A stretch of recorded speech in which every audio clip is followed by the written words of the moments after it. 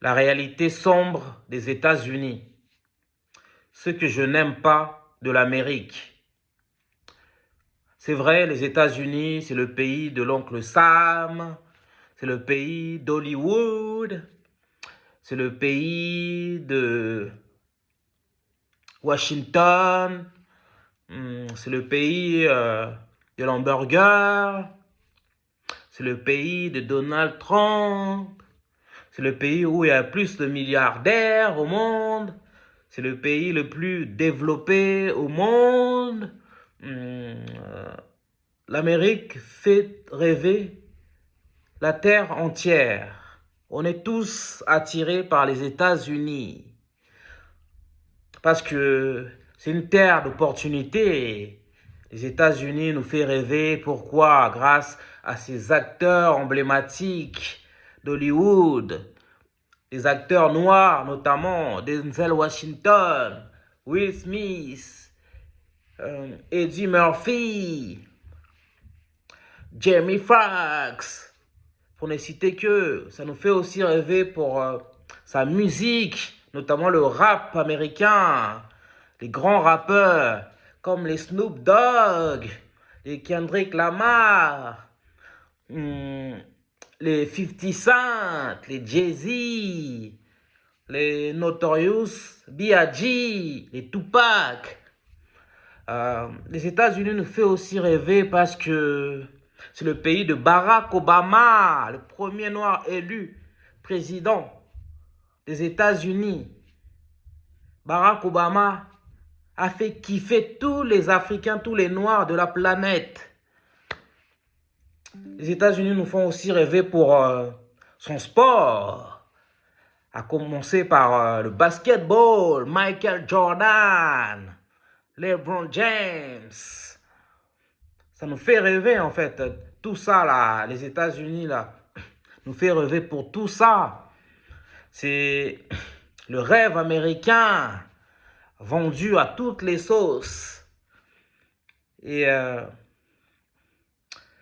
loterie Green Card, c'est cette loterie-là qui permet d'aller vivre aux États-Unis, d'obtenir la carte de résident permanent qui a lieu tous les ans.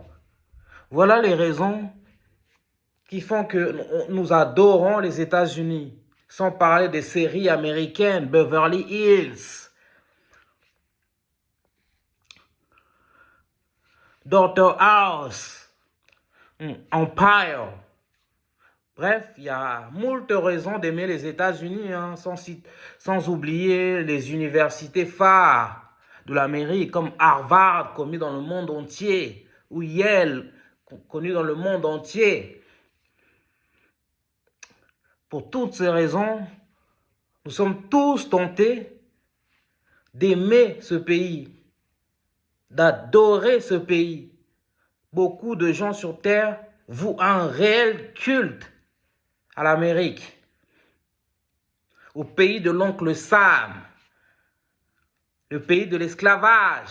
Je gâche un peu l'ambiance, mais il faut savoir, ça c'est le côté magnifique des États-Unis. Mais il y a l'envers du décor,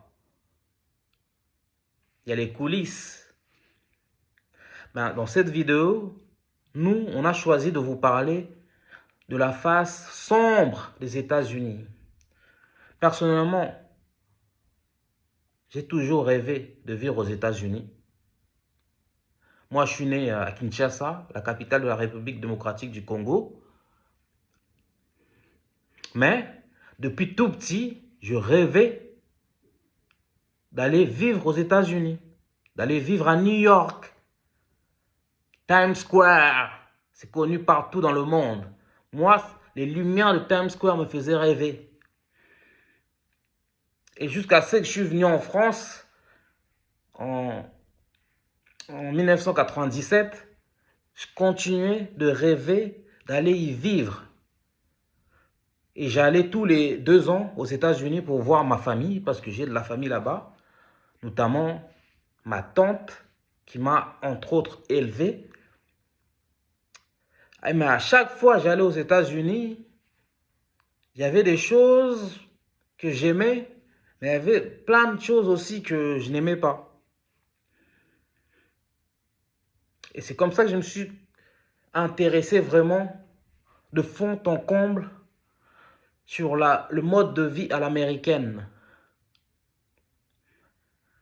Et je me suis rendu compte que les États-Unis, c'est aussi le pays de la libre circulation des armes à feu. En Amérique, il y a plus d'armes à feu en circulation que d'habitants. Et ce n'est pas Donald Trump qui va durcir la loi sur la libre circulation des armes à feu. Parce que le lobby des armes fait sa loi dans ce pays. Et à cause de la libre circulation des armes à feu, des gosses sont tués en masse dans des tueries, dans des écoles. Pas seulement des gosses, des adultes aussi sont tués.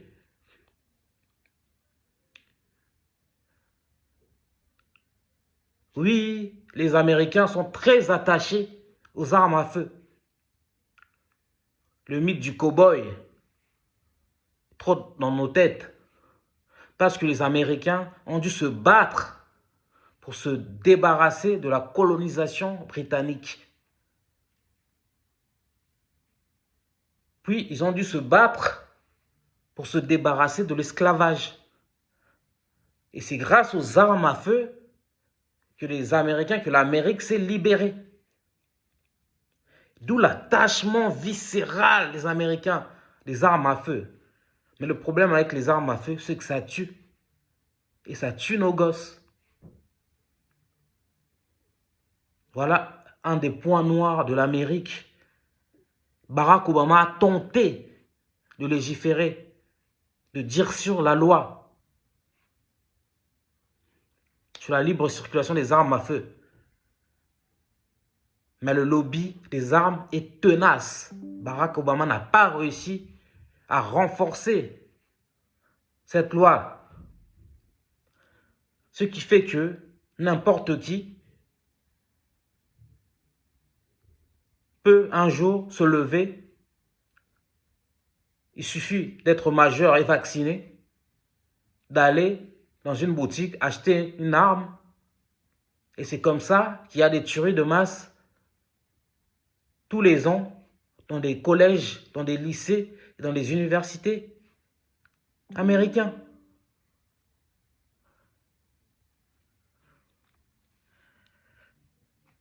Pour un pays où il y a 75% de croyants, au lieu de laisser le Seigneur vous protéger, vous préférez faire la loi du talion. C'est ça le problème de l'Amérique aussi. C'est œil pour œil, dent pour dent. D'où la peine de mort. Deuxième point négatif des États-Unis que je n'aime pas. Certes, la peine de mort n'est pas autorisée dans tous les États, mais dans plusieurs États américains, la peine de mort est légale. Et lorsqu'on sait qu'il y a pas mal de bavures, il y a pas mal d'innocents qui sont tués alors qu'ils sont innocents, on se dit maintenant, il faut mettre fin à la peine de mort. Et en tant que croyant, je sais que la justice divine est toujours meilleure que la justice humaine. Parce que les humains sont subjectifs. Les humains sont partisans. Les humains sont complices. Les humains sont méchants. Les humains ne sont pas neutres. Il faut en finir avec la peine de mort aux États-Unis.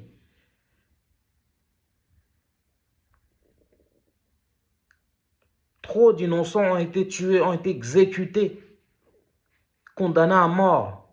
Or, sans preuve, beaucoup de Noirs, d'Afro-Américains ont été victimes de cette peine de mort.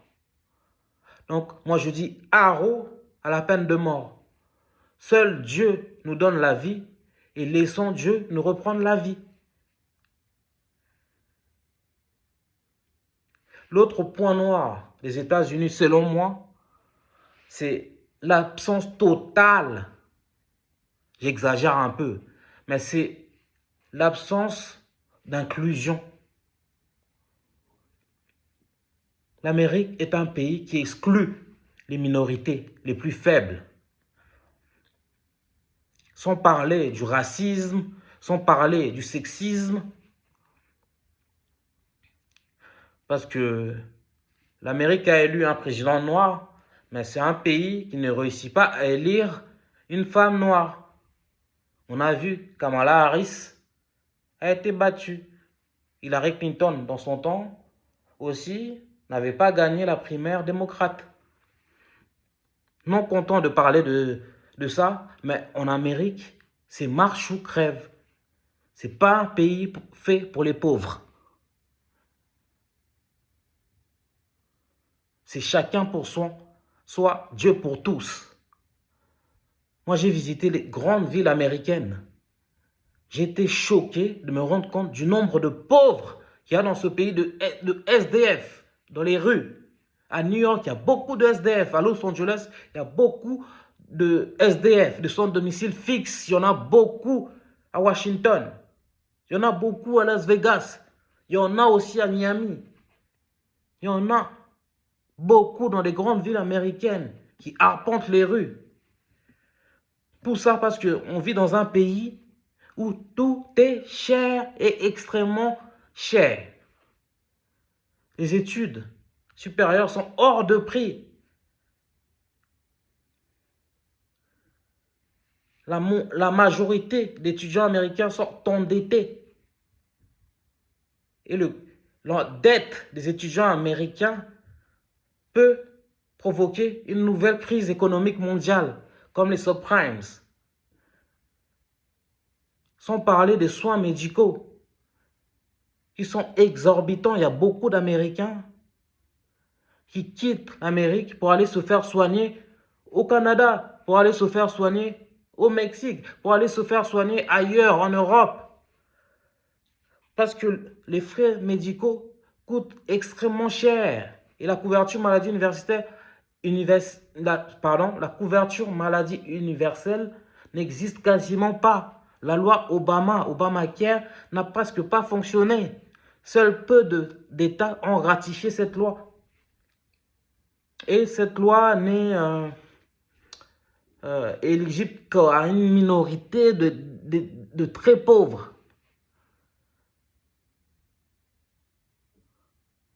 Tout est cher en Amérique. Il n'y a pas la CAF, la caisse d'allocation familiale, comme on a ici en France.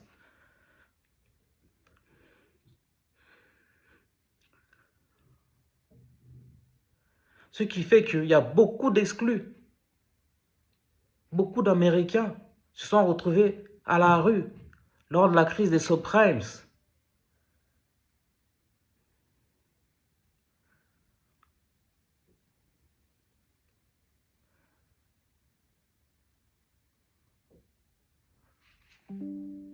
Ce pays, en fait, a beaucoup de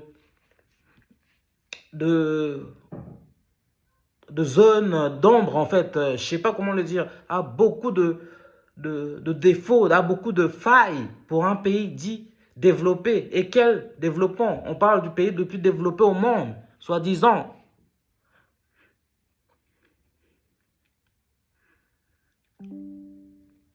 Moi, je continue d'aimer ce pays.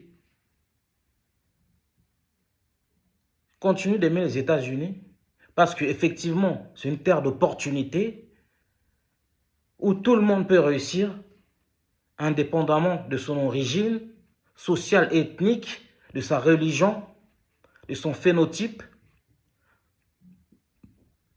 On peut partir de rien et devenir millionnaire ou milliardaire. On peut partir de rien et devenir président. Il y a beaucoup d'opportunités. L'entrepreneuriat, c'est facile. Il y a moins de tracas administratifs comme ici en France. C'est un pays où vraiment, si tu es fort, si tu es résilient et combatif, intelligent, tu peux faire ton trou. Mais il faut vraiment être un génie. Il faut vraiment sortir du lot. Il faut vraiment être le meilleur de sa génération ou de sa catégorie pour y arriver. Car personne ne te fait de cadeau dans ce pays. Tout est cher. Il n'y a rien qui est gratuit.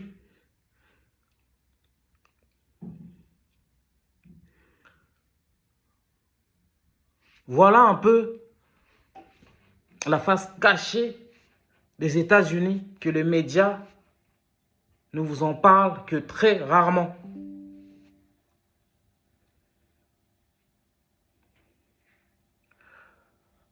Et dernièrement, pour conclure, il faut voir comment les Noirs américains souffrent aux États-Unis.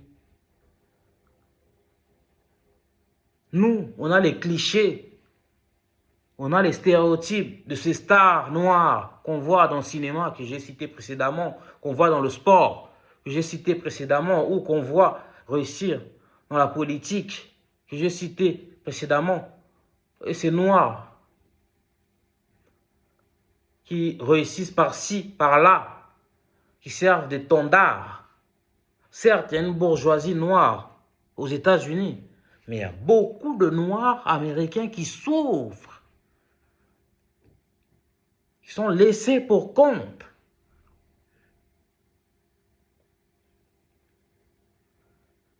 Et ça, on n'en parle pas. Il y a beaucoup de mères afro-américaines qui vivent seules avec leurs enfants, qui ont du mal à joindre les deux bouts et qui vivent de maigres aides sociales. Ça aussi, il faut en parler. Parce qu'on a tendance, nous, les Africains, les Afro-descendants, la diaspora en fait africaine en Europe, d'idéaliser les États-Unis. Regarde, Michael Jackson. Regarde, Morgan Freeman. Regarde, Serena Williams. Regarde, Michelle Obama. Mais on ne se pose pas la question de savoir comment ces derniers ont fait pour réussir. Quels sacrifices ils ont fait. Parce que pour réussir aux États-Unis lorsqu'on est noir, c'est dur. Parce que l'homme noir ou la femme noire peut mourir bêtement lors d'une bavure policière. C'est ça que je n'aime pas aussi aux États-Unis. Cinquièmement, les bavures policières visant les hommes et femmes noirs aux États-Unis.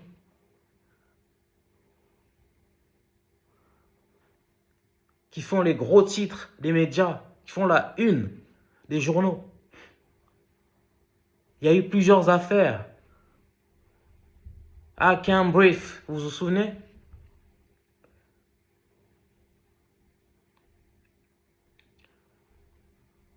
On vit dans un pays où les flics tirent sur les hommes et les femmes noires comme si ils étaient du bétail. Ils dégainent leurs armes avant même d'entendre ce que la personne a à dire. Dès que tu as la mauvaise couleur de peau, tu deviens une cible. Voici la face sombre des États-Unis. Dans une autre vidéo, je vous montrerai la face angélique. Je vous dirai ce que j'aime des États-Unis. Mais dites-nous dans cette vidéo, qu'est-ce que vous en pensez de cette Amérique-là qui ne fait pas la une des journaux, dont on n'en parle pas, que je viens de vous expliquer. Je suis Sébastien Badibanga, animateur de cette chaîne qui relie New York. Merci de liker nos vidéos. Merci de commenter. Si vous aimez cette chaîne, abonnez-vous, activez la cloche de notification. Peace out. Et God save America.